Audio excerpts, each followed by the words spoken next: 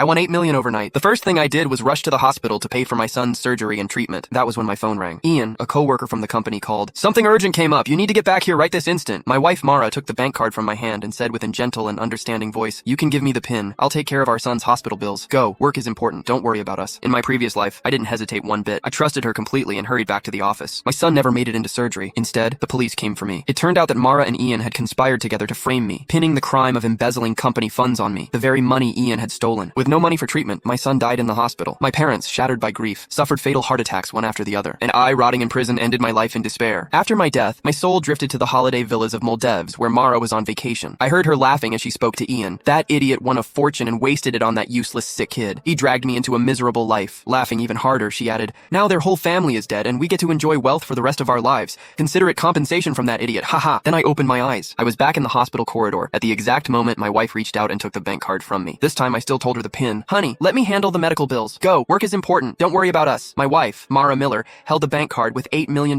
inside tightly. She might have sounded gentle and understanding, but her eyes were gleaming with triumph and excitement. In my previous life, I had trusted her completely. I did not expect her to take the money needed to save our son, Jaden Lowe, to conspire with my colleague, Ian Staffer, and frame me for embezzling company funds. I was then sentenced to 10 years in jail, and Jaden died in the hospital, receiving no treatment. Even my parents died of heart attacks one after the other. Their bodies were left on the streets with no one to help. When I was given another chance at life, hatred was raging in me. I wanted to tear that vicious woman into pieces with my bare hands. However, that would only land me in jail once more. It was not worth it. I was going to use a different way to make Mara and Ian pay the price. I gripped her wrist tightly and said with a strong hint, thank you for dealing with the hospital. This is the money needed to save Jaden. Don't wire it to the wrong account. After all, in the previous life, Mara did not wire the money to the hospital's bank account, but instead to Ian's other account. Mara's eyes had a pang of uneasiness in them. She said shiftily, don't worry, I won't be that careless. I replied with a smile. All right then. I turned around and my smile instantly vanished. Exiting the hospital, I sneered and called the police. Hi, I would like to report a financial crime. 2 minutes ago, I was scammed out of $8 million.